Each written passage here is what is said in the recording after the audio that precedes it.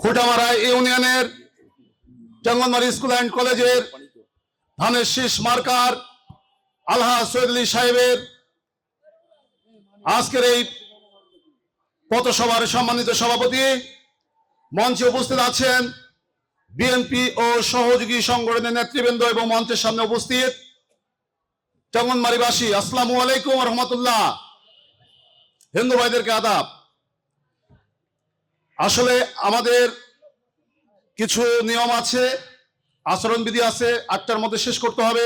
এখনো অনেক উপজেলা এবং জেলা নেতৃবৃন্দ এখনো বক্তব্য রাখেননি, তারা বক্তব্য রাখবেন। শুধুমাত্র আপনাদেরকে একটি কথা বলতে চাই, 12 তারিখের যে নির্বাচন, এই নির্বাচন আর 2-4টা নির্বাচনের মতো না। কারণ এই 12 তারিখের নির্বাচনকে নিয়ে ষড়যন্ত্র চলছে। একটি দল তারা এই নির্বাচনকে বাধাগ্রস্ত করার জন্য তারা ষড়যন্ত্র চালিয়ে যাচ্ছে। আমি আজকের এই উপস্থিতি যারা নেতৃবৃন্দ রয়েছেন, যারা 12 তারিখে ধানের শীষের প্রার্থী আলহাজ সৈয়দ আলী সাহেবকে ভোট দেওয়ার জন্য আপনারা মন স্থির করেছেন, আপনাদেরকে আমি বলতে চাই, শুধু আপনারা ভোট কেন্দ্রে গেলে হবে না। আপনারা ফজরের নামাজ পড়ে আপনারা সকাল সকাল ভোট কেন্দ্রে যাবেন এবং আপনাদের স্ত্রী, আপনাদের ভাই বোন, আত্মীয় স্বজন তাদেরকে সাথে নিয়ে যাবেন এবং ভোট কেন্দ্রে যতক্ষণ পর্যন্ত ভোট গণনা শেষ হবে না এবং রেজাল্ট হবে না, ততক্ষণ পর্যন্ত আপনারা ভোট কেন্দ্র পাহারা দিবেন। কারণ একটি দল আমাদের কানে আসতেছে, তারা এই জল ঢাকার অবস্থা, আলহাজ সৈয়দ আলী সাহেব এবং ধানের শীষের অবস্থা দেখে তাদের মাথা খারাপ হয়ে গিয়েছে। জলঢাকা পৌরসভায় 38,000 ভোট। আমরা যদি অতীত পর্যালোচনা করি তাহলে আমরা দেখব যে পৌরসভা হওয়ার পর থেকে বিএনপি 3বার এখানে ক্ষমতায় ছিল বা পৌরসভার মেয়র হিসেবে দায়িত্ব পালন করেছে। 2বার কবির চৌধুরী, 1বার কবির চৌধুরী ছেলে কমেট চৌধুরী, ঠিক কিনা? আর জামাত ইসলাম তারা জয়বারে দাঁড়াইছে, তারা 2 থেকে 2,500 3,000-এর উপরে কখনো ভোট পায় নাই, তাদের জামানত বাজেয়াপ্ত হয়ে গিয়েছে।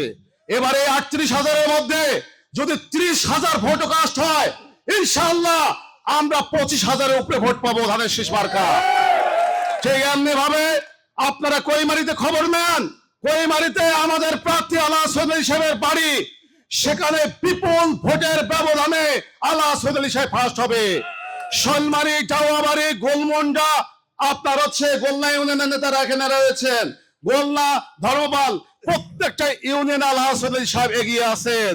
এই জন্য এই দলটার মাথা খারাপ হয়ে গিয়েছে, এরা আবল তাবল বকে বেড়াচ্ছে।